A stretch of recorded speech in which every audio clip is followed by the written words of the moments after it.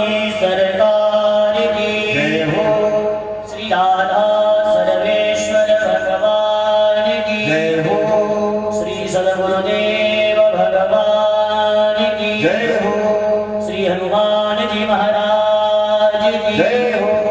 श्री रामचरितमानस की जय हो। श्री राम जानकी मंदिर की जय हो। जय जय श्री राम, जय जय श्री राम सीताराम।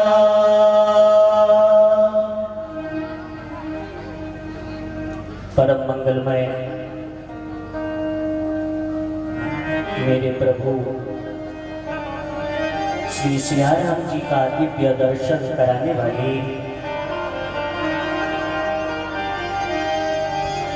भक्त वत्सल श्री हनुमंत लाल जी की प्रसन्नता का मूल हेतु दिव्यादि दिव्य यह पावन श्री राम कथा भगवान श्री राधा सर्वेश्वर की अहित की कृपा करुणा से श्री राम जानकी प्रभु के श्री चरणों में बैठकर अनंत बलवंत भगवंत श्री हनुमंत लाल जी की दिव्य प्रेरणा कृपा और आशीर्वाद से आज की चर्चा प्रारंभ करते हैं।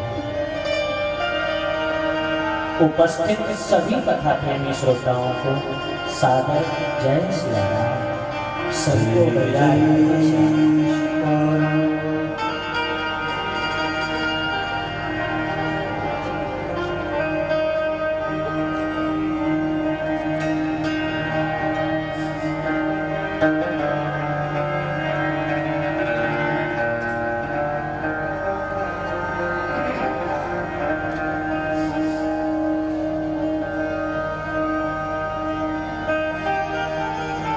बोलेंगे जय श्री राम, जय श्री राम। मेरे प्रभु प्रेमी जनों, आप सभी श्रोताओं को और सभी नगरवासियों को इस व्यासपीठ की तरफ से आज महाशिवरात्रि पर्व की हार्दिक शुभ मंगल कामनाएं। भगवान भोलेनाथ, माता भगवती जगदम्बा हम सबका कल्याण करें। बड़ा आनंद आया आज बारात में। हाँ जी, जो सुंदर व्यवस्था हमारे मंदिर कमेटी ने की, प्रशंसा के योग्य है। एक बार सभी लोग हमारी कमेटी के उत्साहवर्धन के लिए जोर से ताली बजाएंगे ताकि आगे भी हमारे नगर में ऐसे श्रेष्ठ कर्म होते रहे।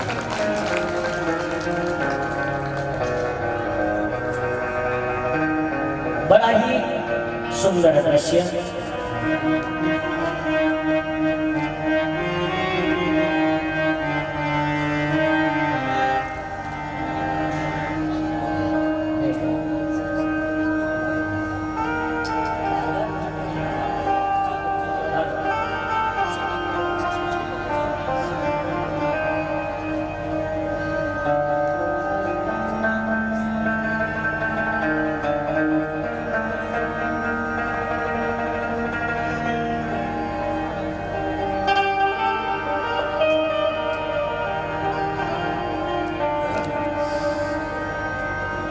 आदरणीय बंधुओं, मेरी माताओं, अब हम सभी अपने मन को एकाग्र करें और पावन प्रभु सियाराम की इस दिव्य कथा में लगाएं। आज बड़ा दिव्य पावन चरित्र है। कल हम आप सभी श्रवण कर रहे थे कि गोस्वामी तुलसीदास जी महाराज अपने इस दिव्य ग्रंथ के प्रारंभ में वंदना करते हैं। वंदना तो सभी करते हैं, लेकिन श्री गोस्वामी जी की तरह शायद ही कोई करता। हम वंदना करेंगे तो अपने आराध्य की करेंगे, जिनका हम ध्यान करते हैं उनका वंदन करेंगे। लेकिन गोस्वामी जी ने तो कोई छोड़ा ही नहीं। भैया दुनिया में जो भी हैं और जैसे हैं, मैं उन सबको प्रणाम करता हूं। संत जनों का यह स्वभाव होता है कि वो सबके अंदर परमात्मा का ही दर्शन करते हैं। गुरुदेव के चरणों का वंदन करने के बाद तीर्थराज प्रयाग का वंदन किया है। मोद मंगलमय संत समाजो, मोद मंगलमय संत समाजो, जो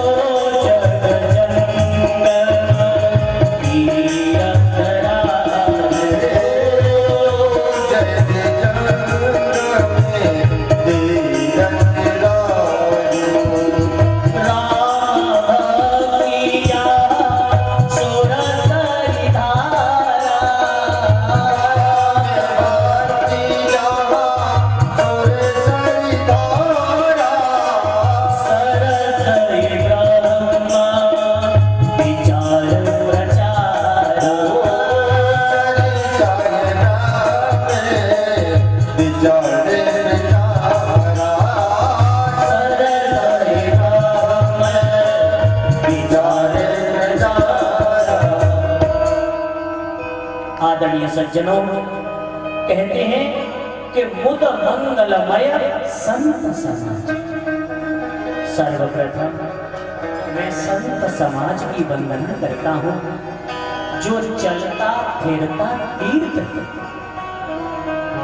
संत जन चलते फिरते प्रयागराज हैं, जहां पर त्रिवेणी का हमें अनायास ही दर्शन लाभ प्राप्त हो जाता है। आदरणीय सज्जनों,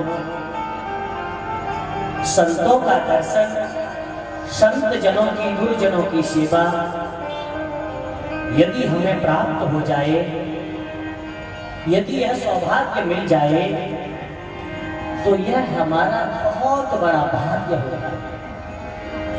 क्योंकि जब हमारा सद्भाग्योदय होता है, तभी हम शुभ कर्म करने के लिए अग्रसर होते हैं। किसी अच्छे काम को करने में तभी हमारा मन लगता है। आदरणीय सज्जनों कहते हैं, संतों का संग, सत्संग, संत संग, ये बिना प्रभु की कृपा के हमें नहीं मिलता, कभी नहीं। भैया बारात में देखी थी कितनी भीड़ थी, है? मुझे ऐसा लग रहा था कि शायद आज एक माह में कोई भी व्यक्ति ऐसा नहीं है कि जो इस यात्रा में बारात में ना हो। और कथा में जय सिया राम, जय हो। तो मेरे भैया, मेला तमाशे सबने खूब देख लिए हैं, अब जिंदगी को तमाशा क्यों बनाना चाहते हो? तुम्हारे जिंदगी के उन तमाशों को मिटाने के लिए यह राम कथा होगी। और मैं यहां तक समझता हूं कि उस व्यक्ति से बड़ा अभागा कोई नहीं है, उस व्यक्ति से बड़ा भाग्यहीन कोई नहीं है, उस व्यक्ति से बड़ा कोई भी गलत व्यक्ति नहीं है जो घर बैठ के भी कथा नहीं सुनना चाहता। भैया, प्यासा कुएं के पास जाता है, लेकिन कुआं खुद चलकर प्यासे के पास आए और फिर भी तुम अपनी प्यास न बुझा सके, तो भाई इसमें कोई क्या कर पाएगा? इसलिए मेरे बंधुओं, मेरी माताओं, सच्चाई से हम कब तक आंखें चुराएंगे? जिस दिन सत्यता से हमारा सामना होगा उस दिन मेरे भैया कुछ नहीं रह जाएगा। तो फिर क्या कहते हैं? फिर पछताए होता जब चिड़िया चुग गई खेत। जय हो। जो समय निकल गया वो लौट के नहीं आएगा। जो समय चला गया, कितना भी धन लगाकर, कितनी भी शक्ति तुम्हारे पास हो, कितना भी पद, कैसी भी प्रतिष्ठा, कुछ भी साधन तुम्हारे पास है, लेकिन एक पल का समय भी तुम लौटा के नहीं ला सकते। तो हमें करना क्या है? अपने जीवन के कल्याण के लिए श्वास श्वास पर कृष्ण भज। संतवाणी है, श्वास श्वास पर कृष्ण भज, वृथा श्वास जन खोय, ना जाने जा श्वास की पावन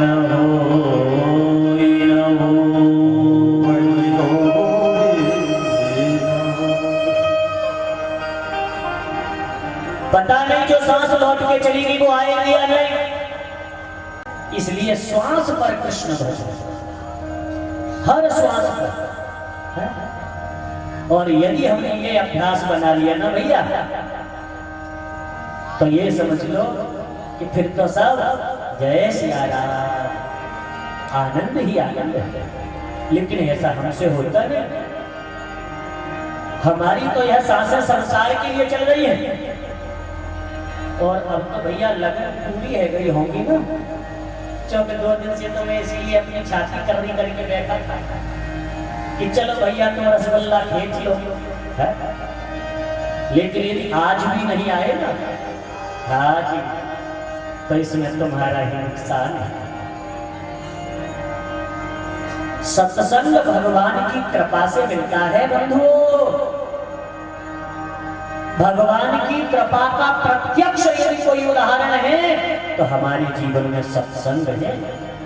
ये वो चाबी है जो जीवन के हर परेशानी के ताले को खोल देती है।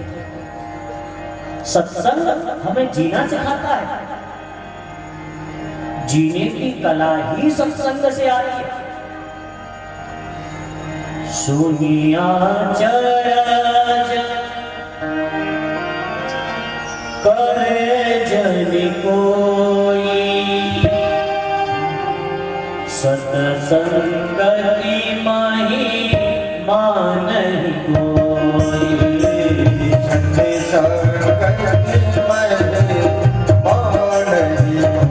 आश्चर्य नहीं है इस बात में कोई भी। सत्संग की महिमा अपार है भैया, और इसकी महिमा तुम तब जान पाओगे जब स्वयं जीवन में अपना देखोगे। सुनिया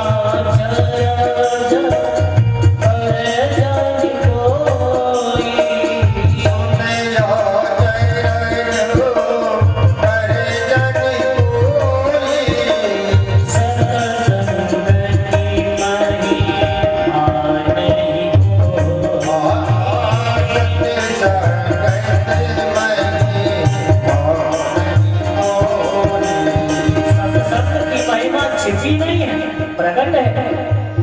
हम खूब चिल्ला चिल्ला के बताते हैं, समझाते हैं, आप लोगों से बार बार यही बात कहते हैं कि भैया समझ लो। क्यों? बिनु सत्संग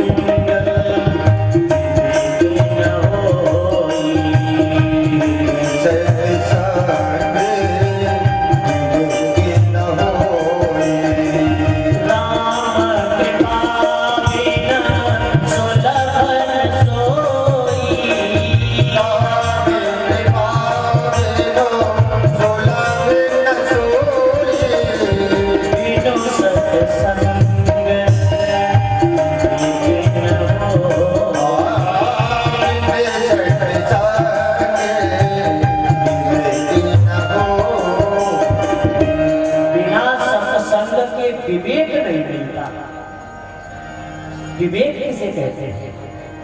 विवेक जो शब्द है संस्कृत व्याकरण के अनुसार विद ज्ञानी धातु से निष्पत्तित होता है, बनता है। यानी कि जब तुम्हें भले और बुरे का सही मायने में अर्थ समझ में आ जाए कि हमारे लिए वास्तव में सही क्या है और गलत क्या है, वो नहीं जो हमने मान रखा है, वो नहीं जो हम समझ बैठे हैं, वास्तव में सत्यता जीवन की क्या होनी चाहिए, वो तो हमें सत्संग से ही प्राप्त होती है। हमने जीवन में अपना एक ही लक्ष्य बनाया, केवल धन कमाना। येन केन प्रकारेण,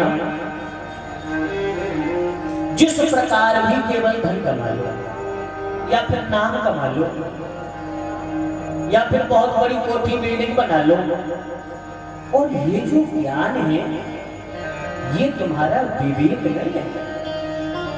विवेक है जब तुम अपने मन से ऐसा समझ सको कि वास्तव में हमारा मानव जीवन किस लिए है।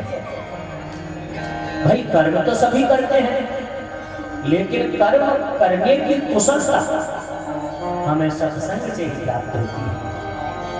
एक उदाहरण प्रायः हम अपनी कथाओं में दिया करते हैं कि सत्संग हमें जीना सिखाता है। जो हम जीवन जी रहे हैं इसे जीना नहीं कहते, क्योंकि यदि इसे जीना कहते तो जिंदगी में खुशी होनी चाहिए, जिंदगी में उल्लास होना चाहिए, जिंदगी में आनंद होना चाहिए। लेकिन कोई तन दुखी, कोई मन दुखी, कोई धन बिन रहे तो उदास, थोड़े थोड़े सब दुखी, सुखी राम की दास। तो किसी को तो शरीर का दुख है, भैया घर में भगवान की कृपा से धन की कमी नहीं है, संपत्ति का कमी नहीं है, नौकर चाकर सब कुछ है, लेकिन खाते क्या है? मूंग की दाल से, मूंग की दाल की पानी के साथ सूखा फुल्का या थोड़ा सा कुछ भी अच्छा पकवान, अच्छा भोजन खा नहीं सकते, क्योंकि डॉक्टर साहब ने मना कर दिया है। ज्यादा गरिष्ठ खाओगे तो बीपी तुम्हारा कंट्रोल नहीं। तो कोई तन दुखी तो कोई मन दुखी। हम चाहते हैं कि ऐसा हो जाए, लेकिन ऐसा नहीं हुआ, हमने ऐसा सोचा था, ऐसा हो गया, बस इसीलिए हम क्लेश में जुड़े। तो मेरे बंधुओं, इसे जीना नहीं कहते। तो सुखी कौन हो सकता है? सुख कहाँ मिल सकता है? तो क्या था पीछे से? सुखी राम की दास। जब हम अपने जीवन में प्रभु सिया राम की दासता स्वीकार कर लेते हैं, उनके चरणों के प्रेम को पाने के लिए, उनकी भक्ति को पाने के लिए जब हम सतत निरंतर प्रयास करते हैं, तब जाकर के हमें अपने जीवन में वास्तविक सुख का अनुभव होता है। मेरी माताओं, जरा समझना, हम आज वस्तुओं में सुख ढूंढते हैं। जैसे जिसके पास घर नहीं है तो उसके लिए सबसे बड़ा सुख है कि मेरा अपना घर बन जाए। लेकिन घर बनने के बाद वो खुशी कितने समय तक रहती है? महीना, 2 महीना, और फिर सब आदत में आ जाती है। यानी घर बन गया, एक कामना पूरी हो गई, तब तक दूसरी कामना का उदय हो गया। भैया घर तो है, गाड़ी नहीं है। गाड़ी होती तो ज्यादा अच्छा। अब जो घर की खुशी वो तो निकल गई, अब दूसरी चिंता मन में बस गई। गाड़ी हो जाए, फिर कोई और चिंता आ जाएगी, फिर कोई और चिंता आ जाएगी। तो इस प्रकार जीवन भर एक कांटा निकालोगे दूसरा चढ़ जाएगा, दूसरा निकालोगे तीसरा चढ़ जाएगा। तो आखिर हमें सुख का एहसास कब होगा? वास्तव में सही मायने में उस सच्चे सुख की मेरी तलाश कब पूरी होगी? तो वो तभी होगी जब हम श्री सिया राम के चरणों में पहुंच जाएंगे, उनकी कथा में जब हमारा मन लग जाएगा।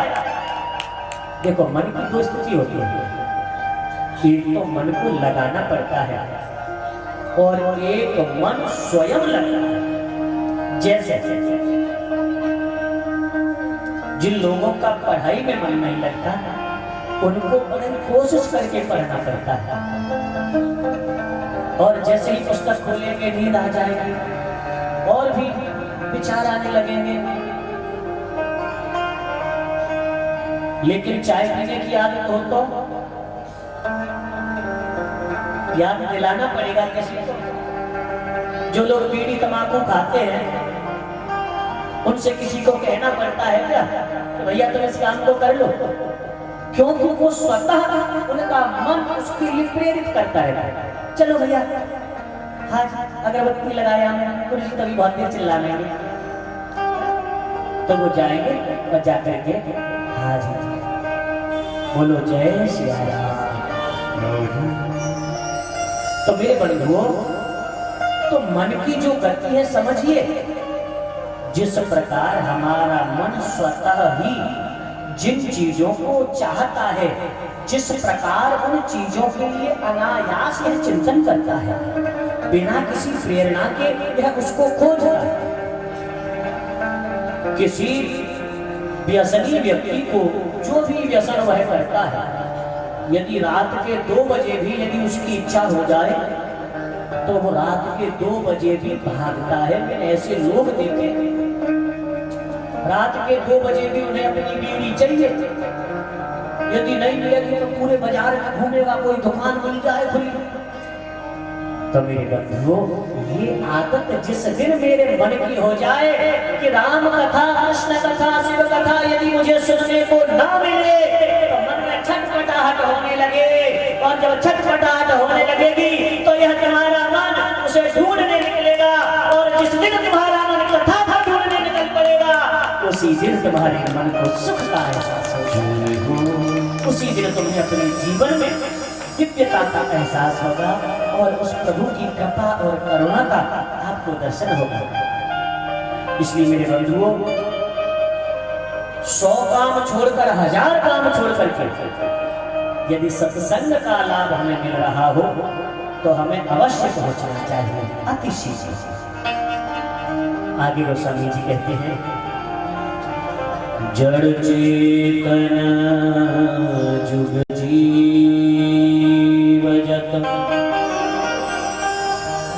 सकल राममय जान।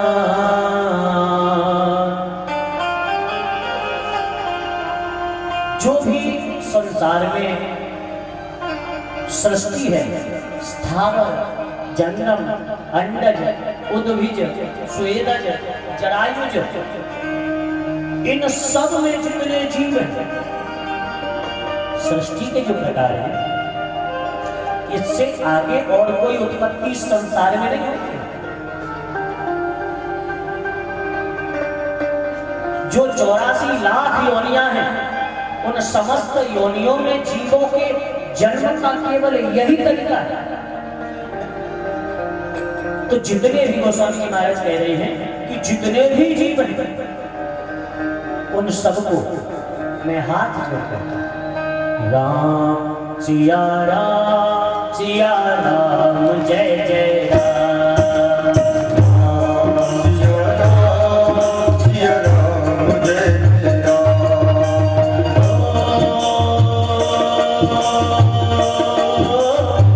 सिया राम माया सब जग जानी, परम प्रणाम जोड़े जुग मानी, राम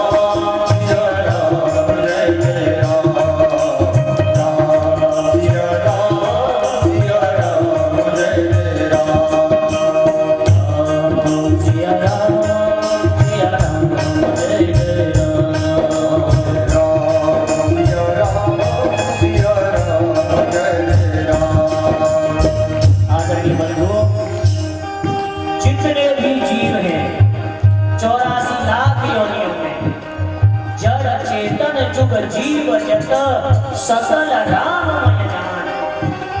सबको, चाहे वो जड़ है या चेतन है, मुझे इससे कोई फर्क नहीं पड़ता, लेकिन जो भी है वह मेरे सिया राम का अंश है।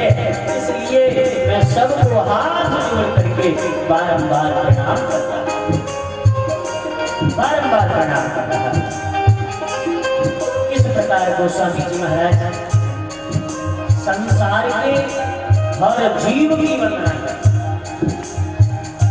मैंने कहा ना कि गोस्वामी जी जैसी वंदना कोई नहीं कर सकता, किसी को छोड़ा ही नहीं, और सबका वंदन किया, अच्छे लोगों का, बुरे लोगों का। भैया आप जैसे हो, मेरा सबको प्रणाम है। सब लोग प्रेम से भाव से प्रभु की यह कथा सुनिए। और अब प्रणव हो पवन कुमार, खलवन पावक ज्ञान घन,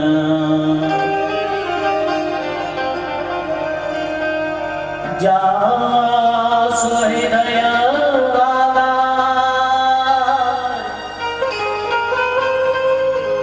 बसहि राम सर चाप धर।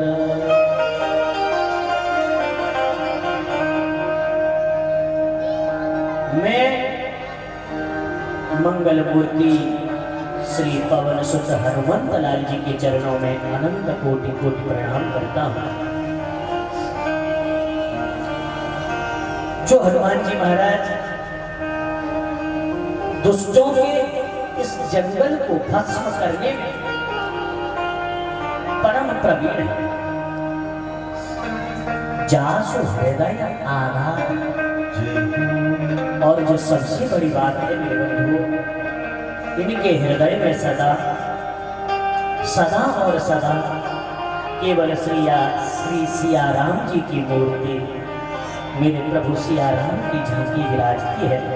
कैसे हनुमंत लाल जी को हम अनंत कोटि प्रणाम करते हैं कि ताकि इस कथा को बोलने की, सुनने की, समझने की हमें श्री हनुमान जी महाराज शक्ति सामर्थ्य प्रदान करें।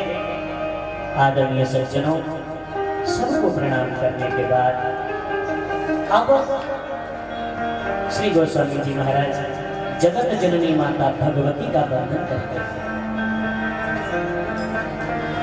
जनक सुता जग जननी जानकी, जननी सुता जग जननी जानकी, अतिशय प्रिय रानी भानकी, अतिशय प्रिय रानी भानकी।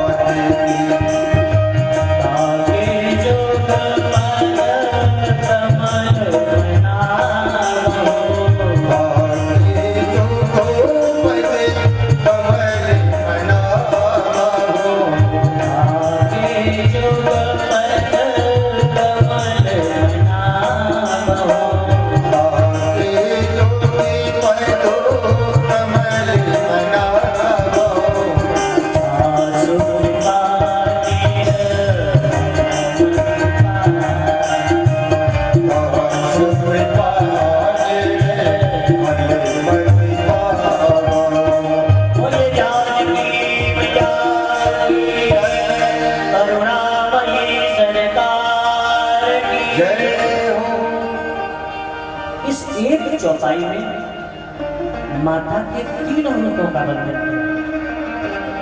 जनक सुता, कोई भी बेटी सर्वप्रथम बेटी होती है, तो पहले कहा जनक सुता।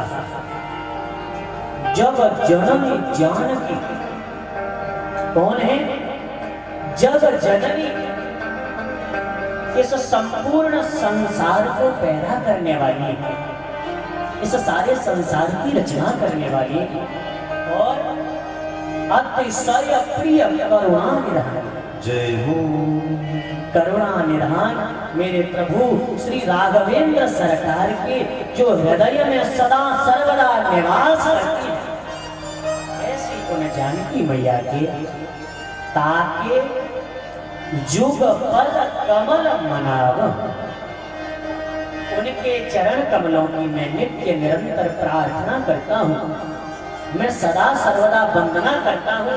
इसलिए जिनकी कृपा से मुझे निर्मल मति की प्राप्ति हो और निर्मल मति निर्मल बुद्धि मिल जाए तो फिर ज्यादा हमें परेशानी संसार से छूटने में नहीं होती, क्योंकि जो भटकाव है वो इस मति के ही तो द्वारा है, इस मन के ही तो द्वारा है। संसार में फंसाने वाला, संसार में बांधने वाला ये हमारा मन ही तो होता है मेरे बंधुओं। इसलिए यदि बुद्धि सही हो गई, यदि मति सही हो गई, यदि मति निर्मल हो गई तो यह हमारी साधना की एक सीढ़ी हमें प्राप्त हो गई। आदरणीय सज्जनों, माताओं, इस प्रकार माता भगवती के श्री चरणों को मना करके आगे चलते हैं और कहते हैं, महिमा जासो जाने गणराओ, महिमा जासो जाने गणराओ,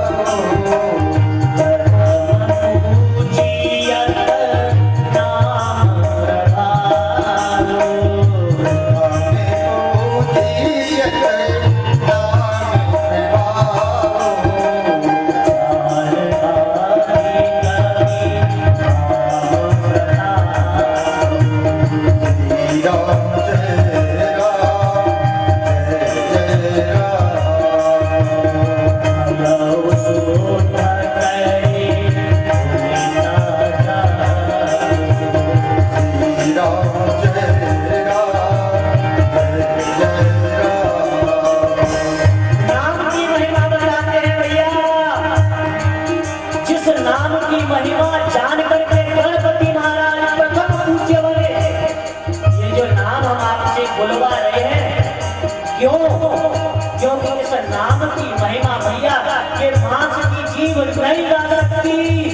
नहीं कर सकती। बड़े बड़े तपस्वी सिद्ध संत ही नाम की महिमा को नहीं बता सकते। और छोड़ो भैया, नाम की महिमा तो राम न सके, नाम गुण गाया। नाम की महिमा तो स्वयं प्रभु भी नहीं बता सकते, इतनी महिमा है प्रभु के इस दिव्य नाम। तो मेरे बंधुओं, मेरी माताओं बहनों, ध्यान से सुनिए। मन को एकाग्र करके, इस मन को संभाल करके कथा में लगाओ। सखियों से, सहेलियों से बात करने के लिए हमने आपको यहाँ पे इकट्ठा नहीं किया है। हमने तुम्हें भगवान के इस दिव्य कथा का, भगवान के इस नाम का प्रेमी बनाने के लिए, इस कथा को अपने हृदय में उतारने के लिए यहाँ बुलाया है। इसलिए सुनिए, भगवान के नाम की महिमा के कारण ही श्री गणपति महाराज आज सर्वपूज्य है। एक कथा आती है कि जब सभी देवताओं में इस बात को लेकर के प्रश्न पैदा हो गया कि प्रथम पूजा किसकी हुई,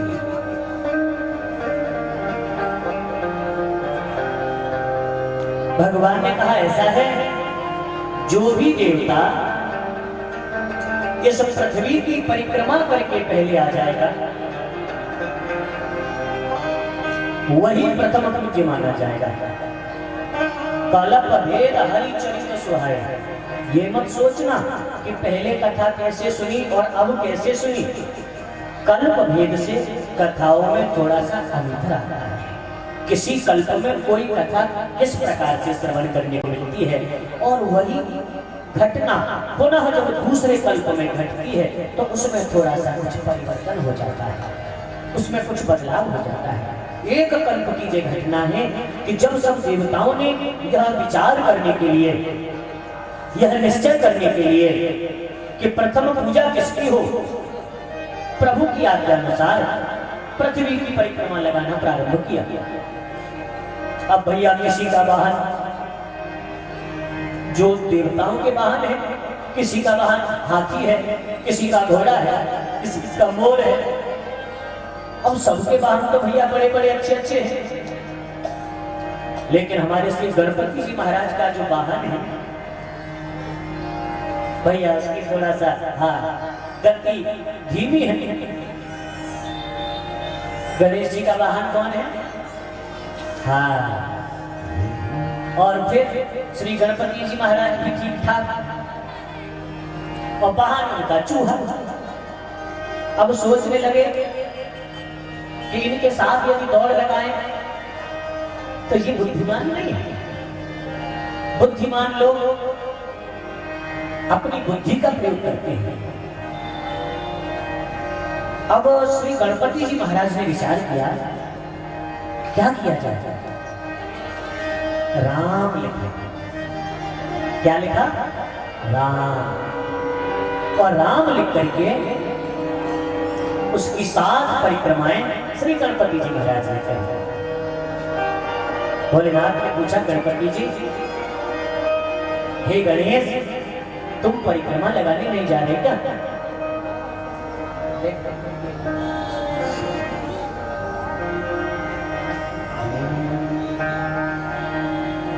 बोले मैं तो परिक्रमा लगा भी आया।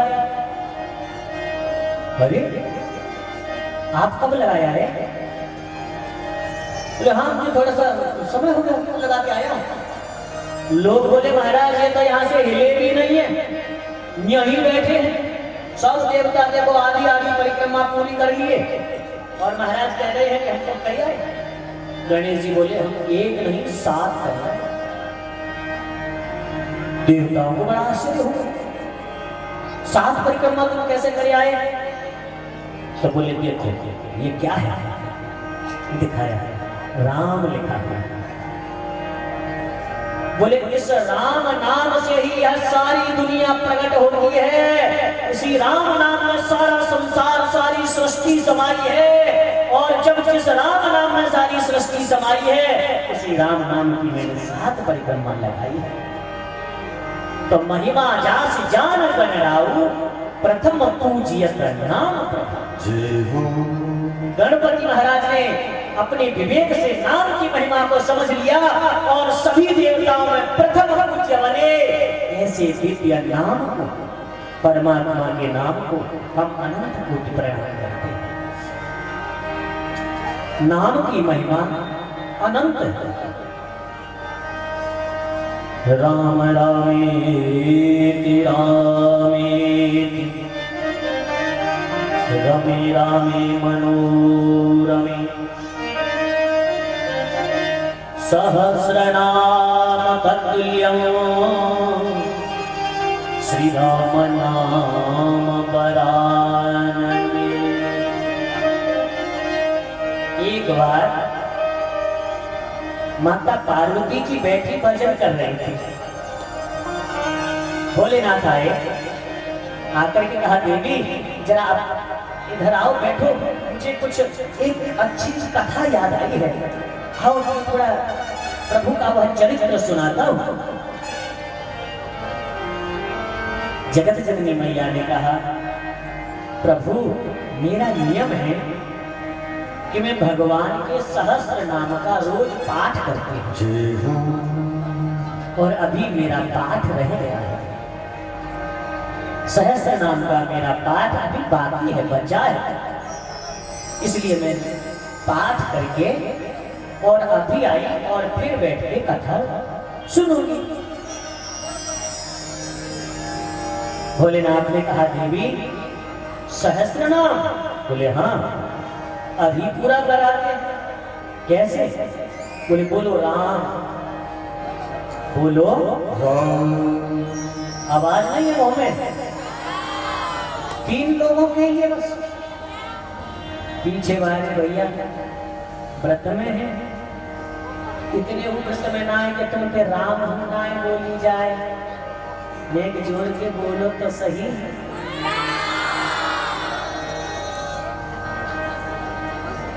कसम खा के आयो पक्की वाली है? राम हो गया सहस्र नाम। माता पार्वती मैया ने पूछा प्रभु ऐसे कैसे हो गया? बोले हाँ, राम रामे रामे, यह तो राम नाम है ना। राम रामे रामे रमे रामे मनोरमे। यह राम नाम ही 1000 नाम के बराबर होता है। सहस्र नाम तत्तुल्य और 1000 नामों के बराबर है कौन? श्री राम नाम। तो भैया इतनी हमारे यहाँ सरल साधना है कि एक बार तुम राम बोल लो तो तुम्हें सहस्र नाम का पुण्य मिल रहा है, और फिर भी तुम कंजूसी करो तो तुमसे बड़ा अभागा कौन होगा? तो मेरे बंधुओं माताओं, नाम की महिमा परंपार है। ऐसे प्रभु के नाम को बारंबार प्रणाम करते हैं। कहते हैं राम नाम अति मीठा है, राम नाम अति मीठा है, कोई गाके देख ले। आ जाते हैं राम कोई बुला के देख ले। राम नाम अति मीठा है, कोई गाके देख ले।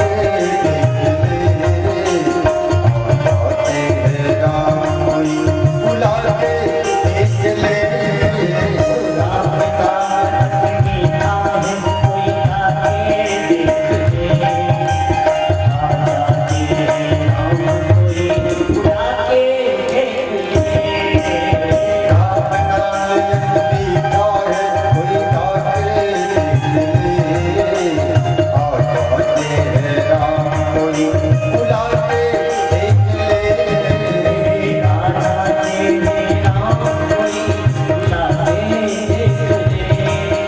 आ जाते हैं राम कोई बुला के देख ले। आ जाते हैं राम कोई बुला के देख ले। देखो जरा चख के तो देखो, है चखोगे नहीं तब तक तुम्हें स्वाद पता कैसे चलेगा? और भैया इससे मीठी चीज दुनिया में कोई हो नहीं सकती। हाँ, सबसे मीठी चीज श्री राम। लेकिन थोड़ा सा उतारिए अपने हृदय में। आदरणीय सज्जनों, मेरी माताओं, इसलिए नाम की महिमा आपने तो कथा सुनी होगी हो, जब समुद्र पर पुल बनाया जाता था, राम राम लिख करके, राम नाम लिख करके वह सभी बानर भालू नल नील के साथ मिलकर के पुल का निर्माण कर रहे हैं। राम लिखते हैं, पत्थर तैर जाते हैं। श्री राम। राम जी ने सोचा मेरा नाम लिखने से तैर जाते हैं पत्थर, जरा एक मैं भी डाल के देखूं। कोई था भी नहीं, कोई नहीं है, तो एक छोटा सा पत्थर उठाया राम जी ने, और जैसे ही समुद्र में छोड़ा पत्थर बैठता चला डूब। राम जी ने सोचा ये क्या हुआ? पीछे से हनुमान जी ताली बजाते हुए आए। राम जी ने देखा, हनुमंतलाल तुम कहाँ थे? बोले प्रभु मैं तो यही था। बोले हनुमान देखो, मेरा नाम लिख करके जिस पत्थर को तुम प्रवाहित करते हो वो तैर जाता है, और जिस पत्थर को मैंने स्वयं प्रवाहित किया वो डूब गया। हनुमान जी बोले हे करुणा के सागर, आप जिसे छोड़ देंगे वो तो डूब ही जाएगा ना। जय हो जिसको आपने छोड़ दिया प्रभु, उसे बचाने वाला फिर है कौन? तो मेरे बंधुओं, ये नाम की महिमा है। हमें नाम का बोध इसलिए नहीं होता कि हमें नाम के प्रभाव के प्रति विश्वास नहीं है। अरे छोटा सा इतना नाम है, क्या होगा? और विश्वास नहीं है फिर कुछ नहीं है, क्योंकि विश्वास हो फलदायक। विश्वास ही हमें जीवन में फल प्रदान करता है। विश्वास के कारण ही हमारी साधना फलीभूत होती है, और बिना विश्वास के कुछ भी नहीं होता। प्रेम से बोले जय श्री राम। जय जय श्री राम। इस प्रकार यही विधि निज गुण दोष सब ही बहुरी सिरुना वर्णो रघुवर विसार जस सुनी कलि कलो संसार। इस प्रकार मेरे कथा प्रेमी श्रोताओं सज्जनों, श्री गोस्वामी जी महाराज सबकी वंदना करके अपने हृदय के सारे गुण दोषों का वर्णन करने के पश्चात अब कहते हैं कि मैं आपको पावन श्री राम कथा श्रवण कराना चाहता हूँ, रामचरित्र सुनाना चाहता हूँ। लेकिन मेरी इतनी बुद्धि है, मेरी जिह्वा की इतनी सामर्थ्य नहीं है, लेकिन फिर भी मैं निज गुर मैं पुनि निज गुर सन सुनी कथा सुसु करके समझी नहीं दस बालपन तब अति रहे मैंने सुकर क्षेत्र यानी सोरोंची जो स्थान है बड़ा पावन हमारे उत्तर प्रदेश में गंगा के किनारे, प्राचीन नाम उसका सुकर क्षेत्र है। आज की भाषा में उसे सोरो कहते हैं। आज भी वहां पर मंदिर बना हुआ है, स्थान बना हुआ है श्री गोस्वामी जी महाराज का, जहां पर इन्होंने अपने गुरुदेव से बैठ करके कथा सुनी। तो कह रहे हैं कि मैंने तब समझी नहीं दस बार, बचपना था, मेरी समझ में नहीं आया, लेकिन फिर भी जितना जो कुछ मैं जान पाया, समझ पाया, उसको आप लोगों को सुनाने का प्रयास करूंगा, कोशिश करूंगा, क्योंकि श्रोता भक्ता ज्ञान निधि कथा राम के गुण। जो राम कथा के श्रोता हैं और जो भक्ता हैं, इनके ज्ञान का, इनकी बुद्धि का, इनकी समझ का कोई पार नहीं है। ऐसे ज्ञान के विधान, ज्ञान के सागर उन श्रोताओं के लिए यह मेरी बुद्धि कलयुग के दोषों से ग्रसित हुई। कलयुग के जो दोष हैं, उन दोषों ने मेरी बुद्धि को पकड़ रखा, लेकिन फिर भी जो कुछ अपने गुरु की कृपा से, गुरुदेव भगवान के आशीर्वाद से जो सीख पाए, जो समझ पाए, उसे आप लोगों को सुनाने का प्रयास करेंगे, कहेंगे, क्योंकि तदपि कही गुर बारहि बारा, तदपि कही गुर बारहि बारा, तदपि कही गुर बारहि बारा, तदपि कही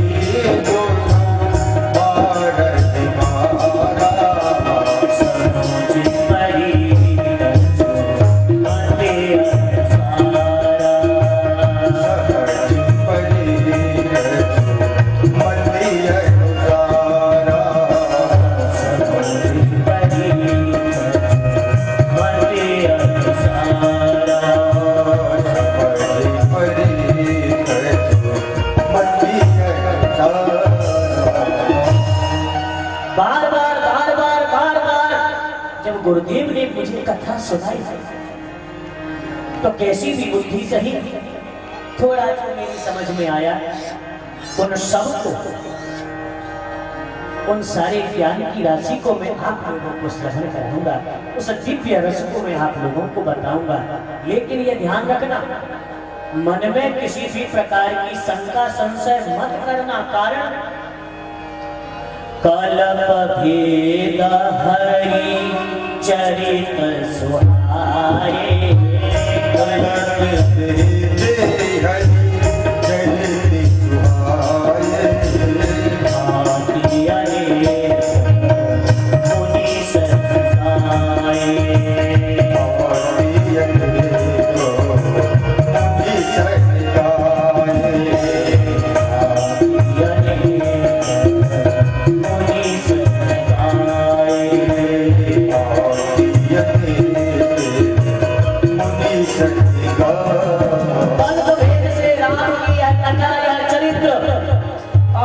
अनेक प्रकार से, इसलिए शंका मत करना, संशय मत करना और प्रेम से श्रवण करना।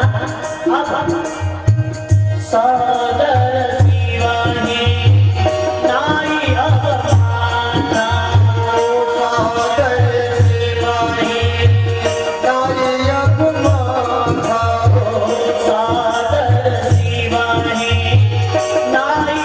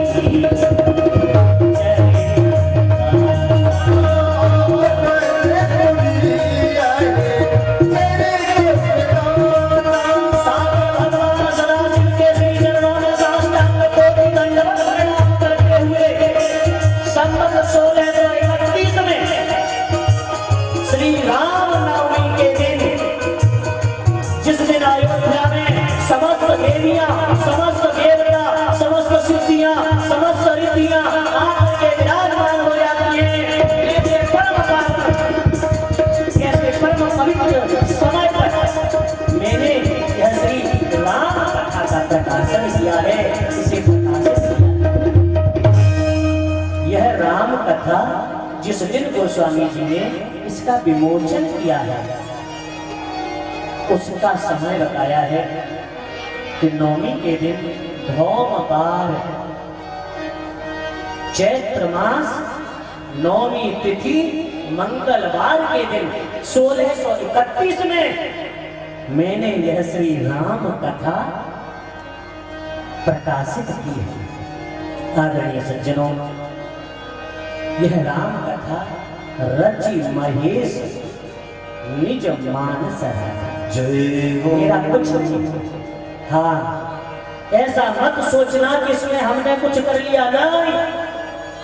इसको तो पहले ही अपने मन में भगवान श्री महेश ने और रचना करने के बाद पाई सुसमऊ शिवासन भागा। सुंदर समय जानकर, सुंदर समय देख करके आदि शक्ति माता भगवती शिवा को जो यह दिव्य राम कथा सुनाई है, उसी कथा को हम आपको सुनाएंगे। कहते हैं कि जसमान सजहि विधि भयो जग प्रचार जहि हे, आवसोई कहु प्रसंग सब सो मेरी उमा कृष्ण।